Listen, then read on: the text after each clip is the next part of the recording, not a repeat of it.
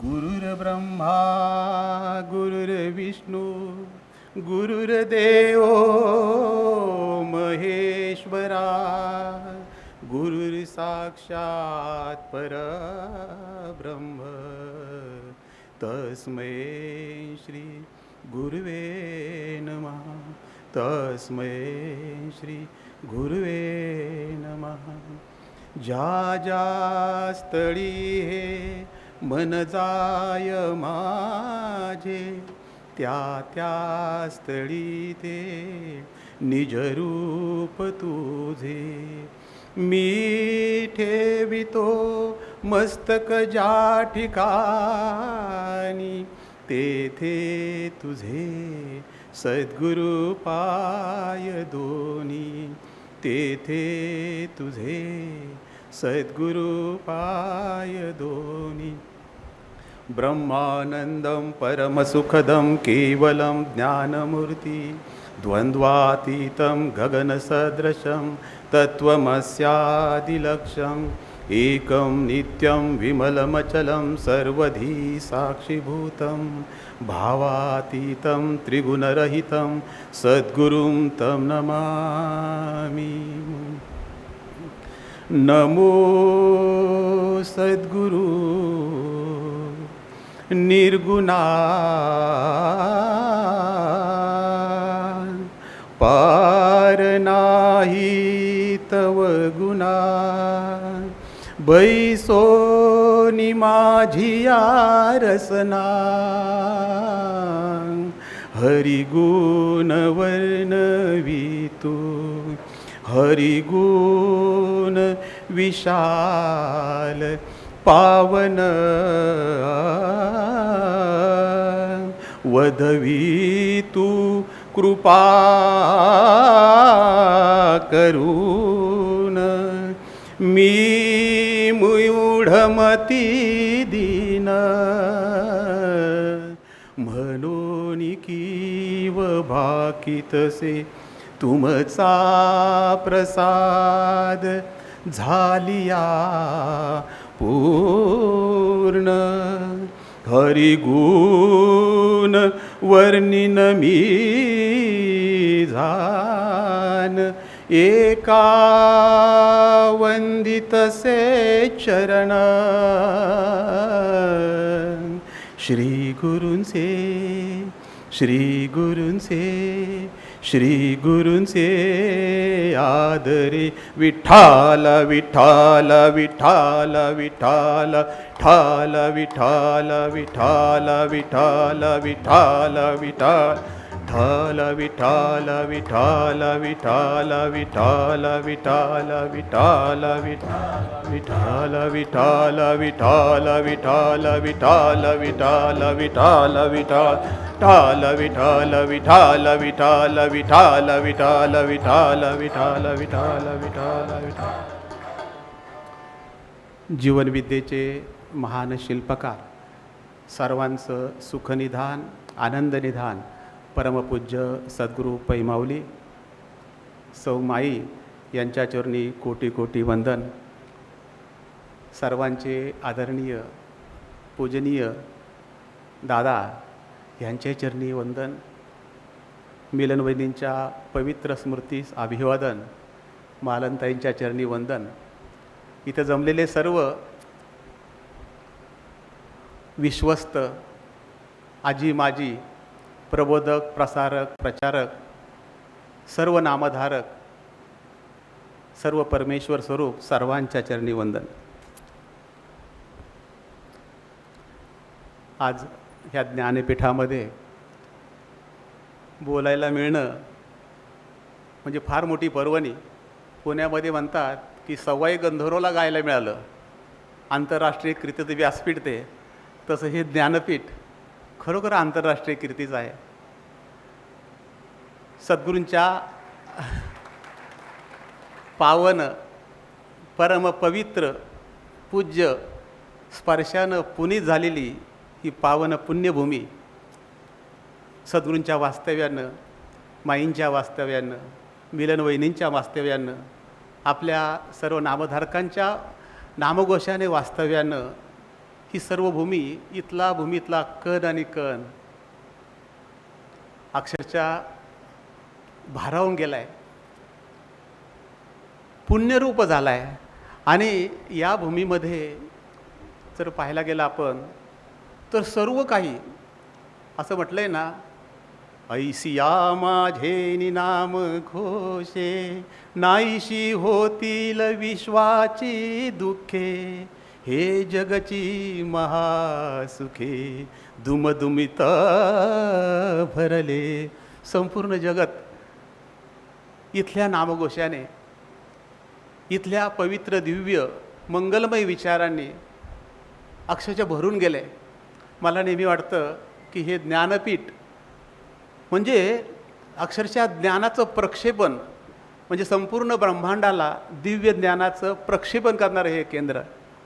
नुसतं प्रक्षेपण नाही तर निर्मिती बनवते, जनरेशन बनवतं, आणि इथून ते सर्वत्र प्रक्षेपित होतं. आणि त्यामुळं ह्या ज्ञानपीठाला एक आगळं आणि वेगळं महत्त्व नामधारकांच्या मनामध्ये असतं. तसं म्हटलं आहे, सुखा लागी करीसी तळमळ, तरी तू ज्ञानपीठा येई एक वेळ. सुखा लागी करीसी तळमळ, तरी तू ज्ञानपीठा येई एक वेळ. तेने अवघाची सुखरूप होशी, तेने अवघाची सुखरूप होसी, जन्मोजन्मीचे दुःख विसरशी, जन्मोजन्मीचे दुःख विसरशी. खूप आनंद हो, कारण ज्ञानपीठात आलेला माणूस येताना रडत आला तरी जाताना नाचत जातो. नुसतं हसत नाही तर हसत आणि नाचत जातो. नाचावेसे वाटे मना, असं म्हटलंय ना की नाचावं वाटतं. आनंदाने अक्षरशः सर्व लोक बेहोश होऊन जातात. याचं कारण इथलं असलेलं वातावरण पवित्र मंगल प्रार्थनेने अक्षरशः सर्व भारावून गेले. ते बाहेरनं कुठेही तुम्ही जा, किती प्रार्थना ऐकायला येते. कोर्सला इथं आलो आम्ही एकदा, आणि इथला सर्व आनंद लुटायचा म्हणून पहाटे 3लाच उठलो, आणि संपूर्ण ह्या भागाला आम्ही जवळजवळ मी 15-20 फेऱ्या मारल्या ज्ञानपीठामध्ये. आणि त्या सद्गुरूंचं जिथं वास्तव्य होतं ह्या भागामध्ये, दादांचं वास्तव्य आहे, इथं नामधारकांचा नामघोष, प्रार्थनेचा घोष, दिव्यस्मरण सतत चाललेलं असतं. आणि त्या सर्वाची जाणीव इथं पाऊल टाकताच होते. इथं सांगावंच लागत नाही की आपण कुठे आलाय. म्हणजे स्वर्गीचे सुख टाका ओवाळून म्हणतात ना, असा स्वर्गीय आनंद देणारं हे ज्ञानपीठ. आणि दादांनी याला एक वेगळंच रूप दिलं आहे. आपण पाहतो विविध कोर्सच्या माध्यमातून सतत. आता मी दादांकडे पाहत होतो मगाशी, दादा बसले, वर सद्गुरू दिसत आहेत, खाली दादा दिसत आहेत. किती साम्य, किती साधर्म्य ते दिसण्यामध्ये, त्यांच्या असण्यामध्ये, त्यांचं विचार करण्यामध्ये, इतरांना देण्याची तळमळ त्यांची. बघा तुम्ही, अगदी लहान बालक असतं, जसजसं ते कुमार होतं, मग ते तरुण होतं, अवस्था बदलतात, त्याची मानसिकता बदलत जाते, म्हणण्यापेक्षा बिघडत जाते. लहानपणी एकदम निरागस असतं. जेव्हा साधना करून उच्चतम अशी, जेव्हा संतत्वाकडे वाटचाल होती, तेव्हा पुन्हा ती बालकाची निरागसता यायला लागते. आणि दादांकडे पाहिलं होते, जाणवतं बघा ती निरागसता, तो प्रामाणिकपणा, ते माधुर्य बोलण्यातलं, ते सर्व जाणवतं. शुद्ध बीजापोटी फळे रसाळ गोमटी, असं म्हटलंय ना. सर्वांगी निर्मळ चित्त जैसे गंगाजळ, तुका मने जाती ताप दर्शने विश्रांती. त्यांच्या मार्गदर्शनाने ताप संताप दुःख नाहीसं होतं, आणि खऱ्या अर्थाने विश्रांती मिळते. म्हणजे मनाला स्थिरता येते, निश्चलता येते, सुखा समाधानाचा आनंद निर्माण होतो. अशा प्रकारची अवस्था इथे दादांच्या दर्शनाने, सद्गुरूंच्या दर्शनाने आपल्या सर्वांना होत असते. बघा, सद्गुरूंचं वर्णन करताना सद्गुरूंनी जीवन दर्शन हा ग्रंथ मला खूप आवडतो. अंधार अंधश्रद्धा ग्रंथ मला खूप आवडतो. सर्वच ग्रंथ, माझं ग्रंथावर अतीव प्रेम. त्यामुळे ग्रंथ घेतला की पूर्ण केल्याशिवाय खाली ठेवायचा नाही, असं माझं एक ब्रीद असतं. खूप आवडतात मला ग्रंथ. त्या ग्रंथामध्ये एक उल्लेख असा आहे, दर्शन ग्रंथामध्ये, संत कोणाला म्हणायचं ते सांगितले असं की जेव्हा भगवंत आकाराला येतो, भगवंत आकाराला येतो तेव्हा जो असतो तो संत, आणि संत जेव्हा निराकार होतात तेव्हा ते असतात ते भगवंत. बघा, म्हणजे साकार झाले संत आणि त्यात तो निराकार साकार झाला, तो निराकार आहे तो भगवंत.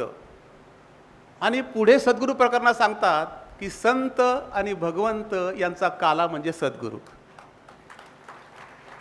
सर्वेश्वराचं सगुण साकार रूप म्हणजे सद्गुरू. आकारासी कैसा ठाव, आकारासी कैसा ठाव, देह प्रत्यक्ष झाला देव, देह प्रत्यक्ष झाला देव, बीज भाजुनी केली लाई, बीज भाजुनी केली लाई. तुका म्हणे अवघा जोग, तुका म्हणे अवघा जोग, सर्वांघटी पांडुरंग, बीज भाजुनी केली लाई. आकारासी कैसा ठाव, देह प्रत्यक्ष झाला देव.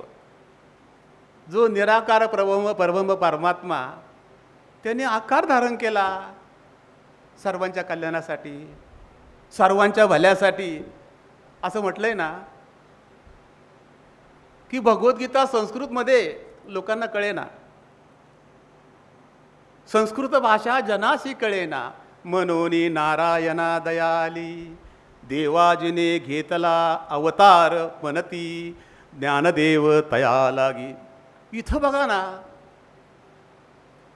जीवन जगणे ही कला, जनासी कळेना, मनोनी नारायणा दयाली, देवाजिने परी घेतला अवतार, मनती पैनाथ तया लागी. अनेक शतकामधून असे सद्गुरू जन्म घेतात, जन्माला येतात नाही, जन्म घेतात. आणि आपल्याला अशा प्रकारचे सद्गुरू लाभले. काही पिढ्याने पुढची पिढी जेव्हा येईल त्यांनी सद्गुरूला पाहिलेलं नसेल, आणि त्यांना आपण जेव्हा सांगू ना, अहो आम्ही सद्गुरू श्री वामनराव पै यांना भेटलो, त्यांचं दर्शन झालं, तोंडात ओढ घालतील, तुम्ही खरंच पाहिलं का, तुम्ही खरंच दर्शन घेतलं का. त्यांना आश्चर्यात धक्का बसेल, खरोखरच हे आश्चर्य आहे. दादा परवा एका प्रवचनात सांगत होते की सद्गुरूंच्या ज्ञानाचा म्हणाले मी जेव्हा अभ्यास करतो, चिंतन करतो, तेव्हा सद्गुरूंचं मोठेपण किती महान आहेत, किती महान आहेत हे आपल्याला कळायला लागतं. दादांची पातळी केवढी, आपण किती छोटे, पण दादासुद्धा असं म्हणतात. म्हणजे सद्गुरूंची महानता केवढी बघा. आणि ते सद्गुरू आपल्याला भेटले, त्यांनी शिष्य म्हणून आपला स्वीकार केला, केवढं मोठं आपलं भाग्य. कृपावंत भला सद्गुरू लाभला, अंगीकार केला तेने मज, अंगीकार केला तेने मज. नुसता भेटला नाही, त्याने मला स्वीकारलं आहे तसा, मी कसा आहे याचा अजिबात विचार केला नाही. दुर्जन आहे का, अविचारी आहे का, व्यसनी आहे का, कुठल्याही प्रकारचा विचार केला नाही. त्यांनी मला स्वीकारलं, नुसतं स्वीकारलंच नाही तर मांडीवर घेतलं, ज्ञान दिलं. बाळकाची भूक कळे माऊली ते, बोलवून देते स्तनपान. तसं ह्या बालकांना काय हवं हे सद्गुरू माऊलींना नेमकं कळतं, सांगावं लागत नाही, आणि ते आपल्याला बोलवून ज्ञान देतात. किती परमभाग्य आपलं. जी राजविद्या राजगुह्यम पवित्रम इदम उत्तमम असं गीतेमधल्या 9व्या अध्यायात सांगतात. पवित्र अशा प्रकारची ही राजविद्या राजगुह्य जी नाथसंप्रदायाने विद्या खाली खाली सद्गुरूंपर्यंत आली, पण ती पूर्वी कोणाला सांगायची नाही. तो केवढ्या कसोट्या, केवढ्या परीक्षा, एवढं झाल्यावर मग त्यांना ते मिळायचे. तनु मनु जीवे चरणासी लागावे, अगर्वता करावे दास्य सकळ. पूर्ण शरणागत.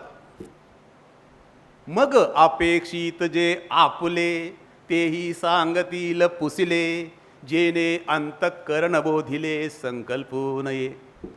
आणि मग हे सर्व अंगाने शरणागत झाल्या तनाने मनाने जीवाने दाने सर्व अंगाने. मग अपेक्षित जे आपुले, मग तुम्हाला काय अपेक्षित आहे तेही सांगितलं पुसिले, विचारलेलं. हे विचारलं तेवढंच. जेने अंतःकरण बोधिले, ज्याने माझ्या अंतःकरणात ज्ञानाचा बोध होतो आणि संकल्पना ऐसा होतो.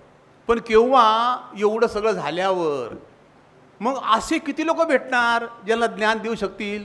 अगदी बोटाच्या मोजण्यावर लाखोमध्ये एखादा भेटायचा आणि त्याला ते ज्ञान मिळायचं. पण आपली सद्गुरू माऊली बघा, सगळं उघड केलं. प्रगट गुह्य बोले, विश्व ब्रह्माची केले. ती नुसती आरती आहे, इथं वास्तवता आहे. लक्षात घ्या, सद्गुरूंच्या राज्यामध्ये वास्तवता आहे. सगळं उघड केलं, काही ठेवलं नाही. ग्रंथांच्या माध्यमातून, प्रवचनांच्या माध्यमातून किंवा सीडींच्या माध्यमातून आणि आता दादांच्या मुखातून हे सर्व उघड केले. एवढं उघड केलंय तर कधी कधी आश्चर्य धक्का आपल्याला बसतो. अहो, आपल्याला असं वाटतं की मला हे समजलं, मला ते समजलं. परंतु आपण थोडंसं मागे गेलो तर आपल्या लक्षात येतं आपलं काही येत नव्हतं. कुठलं बहिर्मन, कुठलं अंतर्मन, कुठलं दिव्य मन, काय प्रकार आहे हा, कसं जीवन घडतं, काही कळत नव्हतं. आता 4 शब्द थोडे कळायला लागले. म्हणजे बसता येत नव्हतं, बसता यायला लागलं, थोडं रांगता यायला लागलं, अजून चालायचे पळायचे. पण बघा, हीच राजविद्या राजगुह्य ज्ञानेश्वरीत फार सुंदर उल्लेख आहे. अर्जुनाला भगवान कृष्णाने सांगितली, पण फक्त ती अर्जुनाला सांगितली. त्याचं कारण सद्गुरू म्हणतात, त्या अर्जुनाच्या अगदी रोमारोमात भक्ती कृष्ण कृष्ण जय कृष्ण कृष्ण असा ध्वनी चालू असायचा. इतका तो कृष्णमय झाला होता. जेन संगेची माता देवकीशी, देवकीला पण सांगितलं नाही. जेन संगेची पितया वासुदेवाची, वासुदेवाला पण सांगितलं नाही. जेन संगेची भ्राता बळीभद्रासी, भावाला पण सांगितलं नाही. ते गुह्य अर्जुनासी बोलत, ते गुह्य अर्जुनाला सांगितलं. आता मला पुढे सांगायचे. या जगदीश्वराचे प्रेम येथ दिसतसे निरूपम, कैसे अर्जुने येणे पुण्य सर्वोत्तम केले. ते म्हणतात, या जगदीश्वराचं प्रेम जे अर्जुनाला मिळाले, म्हणजे हे जे ज्ञान मिळाले, केवढं अर्जुनाने पुण्य केलं असेल, सर्वोत्तम पुण्य. मग तुम्ही आता आपला विचार करा. सद्गुरूंनी आपल्याला हे महान ज्ञान उघड केलं, म्हणजे आपण खूप पुण्यवंत आहोत म्हणून का? कारण सद्गुरू दयाळू आहेत म्हणून, सद्गुरूंचा सर्वांचं भलं व्हावं म्हणून, सर्वांचं कल्याण व्हावं म्हणून. खऱ्या अर्थाने तळमळ बुडती हे जन देखवे डोळा, हितांचा कळवळा येतो त्यांच्या, ही प्रत्यक्षता म्हणजे सद्गुरू. लक्षात घ्या, सद्गुरूंनी सर्व प्रत्यक्षामध्ये आणलं आणि हे सर्व सर्वांना उघड केलं. आता किती ठिकाणी ते मुरलं, सद्गुरूंनी याचा विचार नाही केला, देत राहिले. आणि दादांचा पुन्हा आग्रह, द्या द्या द्या द्या. आणि अजून सुद्धा सद्गुरूच दादांच्या मुखातून हे ज्ञान देत राहिले. अक्षरशः त्या विवेक सिंधू ग्रंथामध्ये आद्यकवी मुकुंदराज म्हणतात, नाना संतोषाचे निबळे तेथ पात्र कुपात्र न देखे, गुरु मे घुवरुषे अविरतपणे. ते म्हणतात, आता आपण पाऊस पाहिला पडताना, जिथं पाऊस पडताना किंवा तो मेघ असा विचार करत नाही की ही जमीन सुपीक आहे का, ही जमीन नापीक आहे, ही खडकाळ आहे की ही मुरमाड आहे, इथं गरज आहे की नाही. त्या पर्जन्याचा वर्षाव त्या मेघातून सर्वत्र होत असतो, धो धो धो धो वरती असतो. तसं ते म्हणतात, गुरु मेघू वर्षे, सद्गुरूपी मेघ हा ज्ञानाचा वर्षाव अखंड करतो. तिथं साधकाची पात्रता असो नाहीतर नसो. आणि म्हणून सद्गुरू आपल्याला जे दान देतात किंवा देतात, त्याचं महात्म्य, त्याचं महत्त्व हे प्रत्येक नामधारकाच्या हृदयात साठलं पाहिजे. कृतज्ञता. खरं तुम्हाला सांगतो की अशा प्रकारचं हे जे दिव्य ज्ञान आहे, अमोल साधना आहे, सुरेख मार्गदर्शन आहे, हे जगाच्या पाठीवर आपल्याला कुठंही मिळणार नाही. किती फिरा. आत्तापर्यंत पूर्वी आपण काय थोडे फिरलो का? बघा, त्या आमच्या बहिणाबाई चौधरी आपल्या जीवनोद्येतल्या सुहासिनी वानकर यांचे काव्य आहे बघा. किती जन्म गेले करिता प्रवास, किती जन्म गेले करिता प्रवास, शोधिता देवास झालो का सवीस, शोधिता देवास झालो का सवीस, जीवन विदेच्या आलो किनाऱ्यास, जीवन विदेच्या आलो किनाऱ्यास, तुची व्हावे आता, तुची व्हावे आता, श्वास उश्वास तुझे पायी देई मजवास पैनाथा, तुझे पायी देई मजवास पैनाथा, तुझे पायी देई मजवास. मला ह्या कवयित्रींचं खूप कौतुक वाटतं.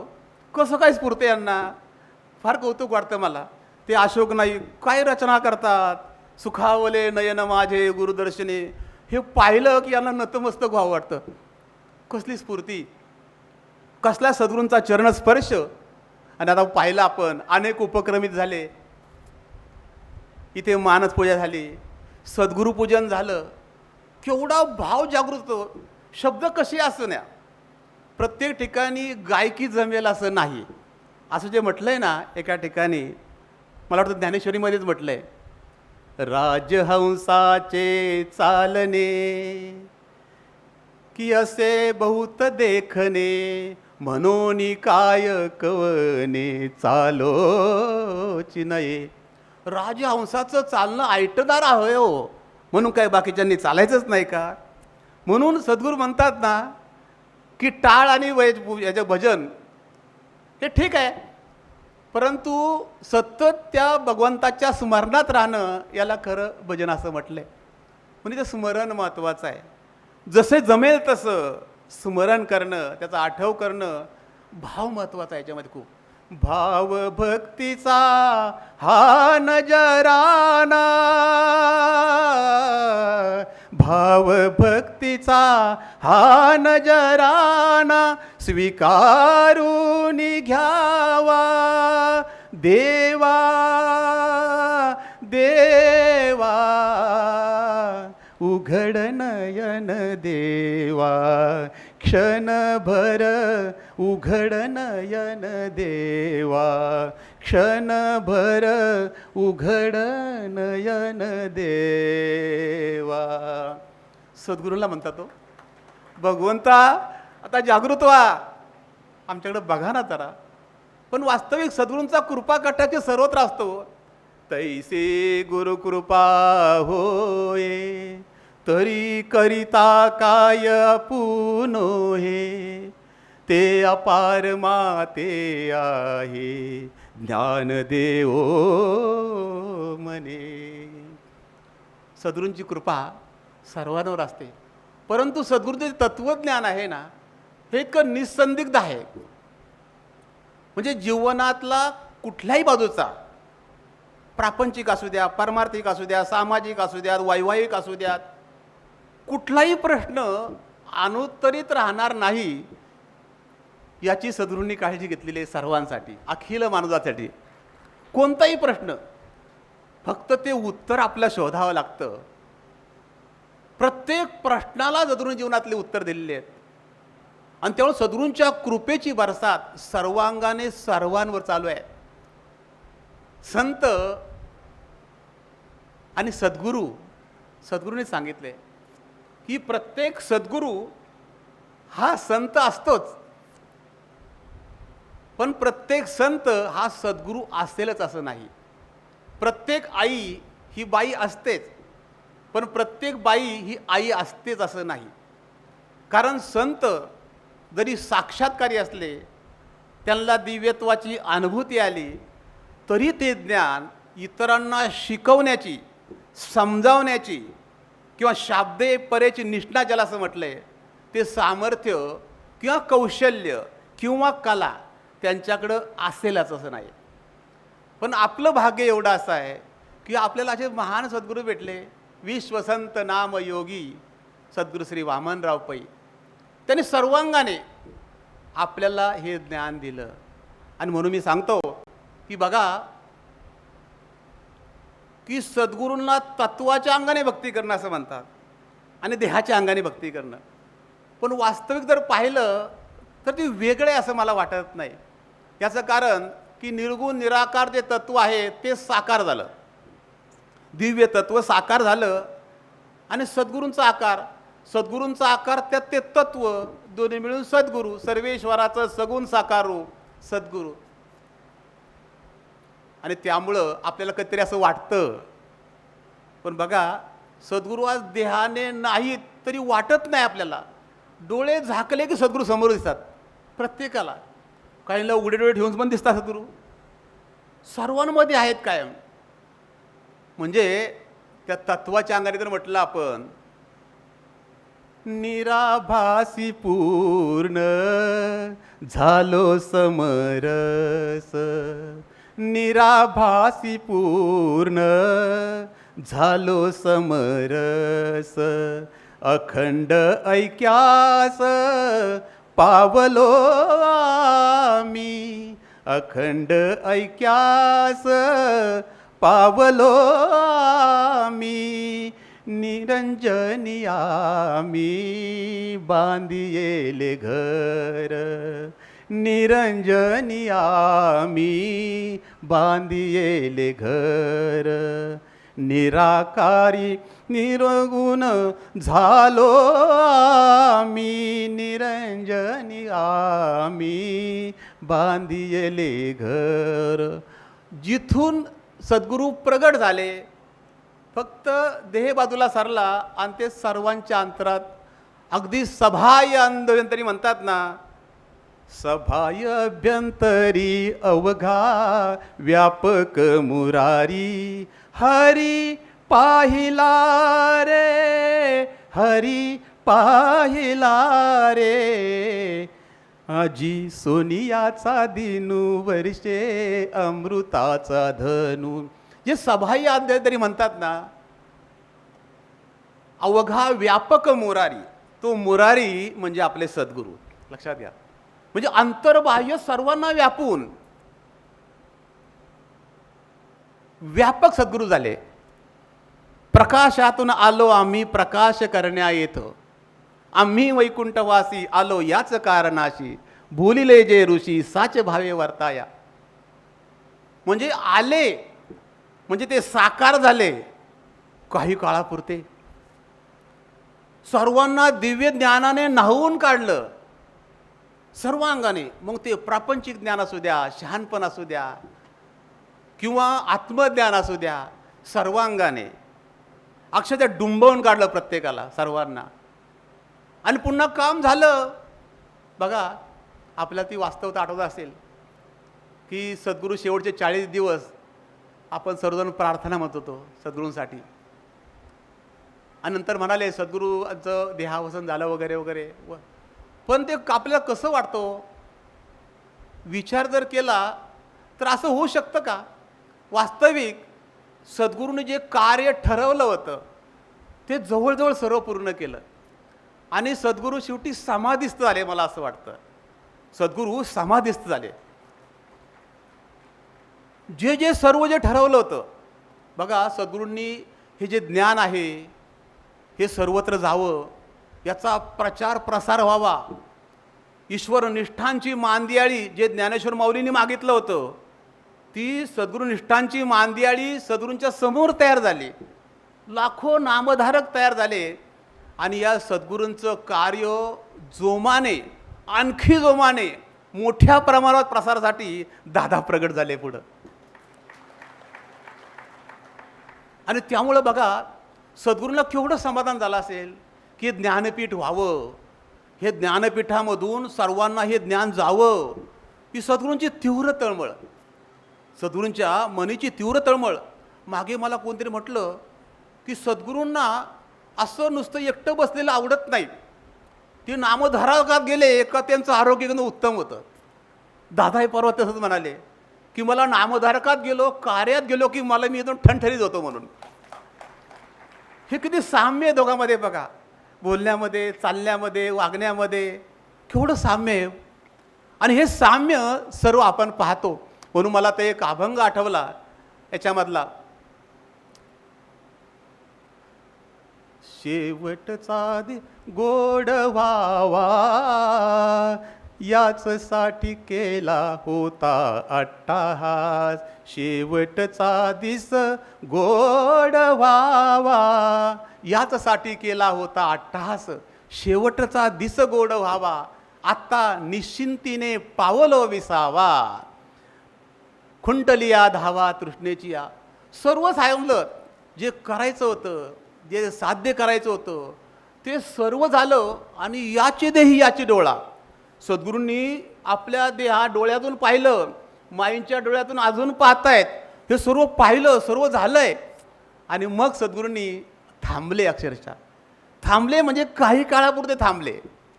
पण प्रत्येकाला अंतर्बाह्य व्यापून आहेत, लक्षात घ्या, प्रत्येकाला अंतर्बाह्य व्यापून आहेत. उलट ते जास्त जवळ आले असं मला वाटायला लागलं. कारण नंतर जो कार्याचा पसारा आपला वाढला, देश विदेशामध्ये हे कार्य फोपावलं.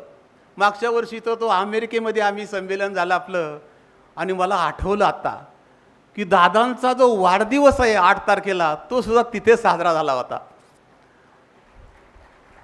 म्हणजे आपलं भव्य दिव्य कार्य संपूर्ण विश्वात जावं, सद्गुरूंना त्याच्याकडनं, लोकांकडनं काहीच अपेक्षा नाही, फक्त लोक सुखी हवेत. तर समर्थ रामदासबाई म्हणतात ना की आमुची प्रतिज्ञा ऐसी काही न मागणे शिष्याची,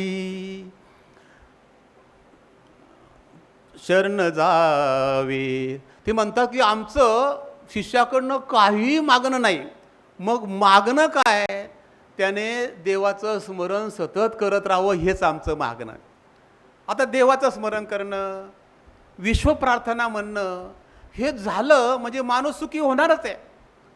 कारण विचारच आकाराला येणार आहेत. दिव्यत्वाचा विचार केल्यावर, सर्व व्यापकतेचा विचार केल्यावर, सुखाचा विचार केल्यावर सर्व चांगलं घडणारच आहे. कारण निराकाराकडनं, किंवा त्याला म्हणतो आपण की अदृश्याकडनं सगळं दृश्य व्हायला लागतं, साकार होतं मन आपलं. आणि त्यामुळं सद्गुरूंनी जी दिव्यत्व, दिव्य विचारांची जी पेरणी करून ठेवली ग्रंथांच्या माध्यमातून, हे ग्रंथ पुन्हा पुन्हा वाचणं हे खूप आवश्यक आहे. कारण ग्रंथ असे आहेत की एकदा वाचल्यावर कळतं असं नाही. सुरुवातीला वाटतं मला समजले असं, पण जेव्हा पुन्हा पुन्हा पुन्हा पुन्हा वाचतो आपण, तर ते इन बिटवीन द लाईन्स म्हणतात, ते थोडं थोडं कळायला लागतं. मग दादांचं मार्गदर्शन घेणं, कोर्स करणं, यामधून आणखी उलगडायला लागतं. पुन्हा पुन्हा कोर्स केले की आणखी उलगडायला लागतं. आणि मग ग्रंथ वाचता वाचताच आपल्याला खूप आनंदाच्या उकळ्या फुटायला लागतात की सद्गुरू आपल्याशी बोलतायत, सद्गुरू आपल्याला सांगतायत. अशा प्रकारचा अनुभव आपल्याला हे ग्रंथ वाचता वाचता आपल्या जीवनामध्ये यायला लागतो. आता माझा वेळ संपत आला आहे. शेवटचे 3-4 मिनिट सांगतो आणि थांबतो. तात्पर्य एवढंच की सद्गुरू महिमा आघात हा विषय एवढा मोठा आहे. आता बघा इथे सद्गुरूंचे चरण ठेवलेत. हे पाहिलं की मला काहीतरी आठवतं. सद्गुरूंचे देखिल्या पाय तहान भूक हरपोनी जाय कल्पना उरेची न राहे निज सुख राहे सद्गुरु चरणी. किंवा सद्गुरूंचे पाय हृदय गिवसो निठाय ते केवळे भाग्य होय उन्मेखासी. तसं बघा सद्गुरूंचे पाय हृदयात ठेवायचे म्हणजे काय हे सद्गुरूंनी आपल्याला शिकवलेलं आहे. सद्गुरूंचे चरण धरायचे म्हणजे काय करायचं, म्हणजे राम म्हणता रामची होईजे पदी बैसोनी पदवी घेईजे. ती पदवी घेण्यासाठी तिथं चरणी शरणांगत होणं आणि ते 2 चरण धरणं हे सुद्धा दिव्य ज्ञान आपल्याला दिलेलं आहे. आणि अक्षरशः या रंगात, या सद्गुरूंच्या रंगात आपल्याला रंगलं पाहिजे. सद्गुरू अक्षरशः देहात होते, पण मला वाटतं ते कायम विधेयी अवस्थेमध्ये होते. आपल्याला वाटायचं ते आपल्यामध्ये. एक उदाहरण सांगतो मला की पुण्यामध्ये सद्गुरू एकदा आले आणि एका घरामध्ये उतरले होते आणि एका बाहेरच्या माणसाला आम्ही म्हटलं आमचे सद्गुरू आलेत, तुम्ही भेटायला चला. मग त्याला घेऊन गेलो. सद्गुरू आतल्या रूममध्ये होते. सद्गुरू साध्या वेशामध्ये, आपल्याला माहिती आहे पायजमा ते कधी कधी असं हाफ शर्ट घालायचे असे. आणि तो म्हणून आज जाऊन बाहेर आला. कुठे सद्गुरू मला विचारते. अरे सद्गुरू आतमध्ये आहेत. तो म्हणतो कुठे सद्गुरू. अरे म्हटलं आत्ता आतमध्ये होते, मी पाहतोय सद्गुरू आतमध्ये बसले. हे काय आमचे सद्गुरू. हो आज सद्गुरू आहे. त्यांना सद्गुरू म्हणजे काय वाटतं. हटा तटाने कटा रंगवणी जटा धरिशिका शिरी मठाची उठा ठेव का करी. जटा नाहीत, अंगाला काही राग फासलेले नाही, अंगात भगू घासलेले नाही, कुठल्या मोठमोठ्या माळा नाहीत, असे काही सद्गुरू. असा लोकांचा भ्रम तयार होतो. पण सद्गुरू म्हणतात की हे ज्ञान महत्त्वाचं इथं आहे. इथं ज्ञानाला महत्त्व आहे. आणि साक्षात मला कधी आश्चर्याचा धक्का बसतो. सद्गुरू एकदा बोलले की तुम्ही सद्गुरूंची कृपा कृपेमुळे झाला असं म्हणू नका. मग काय म्हणा, सद्गुरूंच्या ज्ञानामुळे झालं असं म्हणा. आता एवढे उघडपणे आपलं कोण सांगेल मला सांगा. सकाळी उठलं टी व्ही लावली का कोणतरी महाराज असे बसलेले असतात. तिकडे कोणतरी म्हणतं, म्हणजे काय म्हणतात त्याला, महाराज काहीतरी म्हणतात त्याला की आपकी कृपा से हमें दूसरा बच्चा हो गया, आपकी कृपा से हमारा एक दुकान था 2 हो गया. ते आपलं असं करत राहतात. ते कुठं आणि हे ब्रह्मज्ञानी परब्रह्म तत्व सद्गुरू साकार हे कुठं. केवढा फरक, केवढी तफावत. हे बघा ना, त्या श्रीरंगाच्या रंगात रंगून गेले. देही असो निविदेही सदा समाधिस्थ पायी. देही असो निविदेही सदा समाधिस्थ पायी. अवघा रंग एक झाला, अवघा रंग एक झाला, रंगी रंगला श्रीरंग, रंगी रंगला श्रीरंग. अवघा रंग एक झाला, अवघा रंग एक झाला, अवघा रंग एक झाला. आपल्याला सद्गुरू भगवंताच्या रंगात रंगून गेले. आपल्याला सद्गुरूंच्या रंगात रंगून जायचं आहे. आणि अक्षरशः सद्गुरूसारखं आपल्याला त्या अवस्थेपर्यंत सर्वांना पोचण्यासाठी सद्गुरूंनी आपल्याला शुभाशीर्वाद दिलेला आहे. मला इथे बोलण्याची संधी दिली. वास्तविक एवढा विषय मोठा आहे. विषयाचं नाव दिले सद्गुरू महिमा आगाध आणि म्हणतात बोला 20 मिनिट. आता मला मोठा प्रश्न पडला, कसं काय 20 मिनिटामध्ये बोलायचं.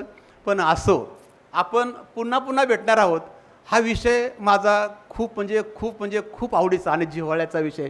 ह्या विषयावर तासन तास नाही, ती मला 10 तास 15 तास बोला म्हटलं तरी कंटिन्यू बोलायला इतकं मला आवडतं या विषयावर. सद्गुरू महिमा आघात, सद्गुरू एवढं समजलं म्हणजे बाकी काही नाही कळलं चालेल. मला असं वाटतं सद्गुरू ज्याला समजलेत त्याला सर्व काही समजलं असं मला वाटतं. ह्या मताचा मी ठाम आहे. आणि म्हणून सद्गुरू तत्वाच्या अंगाने, सद्गुरू देहाच्या अंगाने कशी उपासना करा ती सद्गुरूंच्या चरणापर्यंत पोचते. विठ्ठल विठ्ठल विठ्ठल म्हटलं तरी ती सद्गुरू चरणात पोचते. सद्गुरूंचं स्मरण केलं तरी ती विठ्ठलाच्या चरणी पोचते.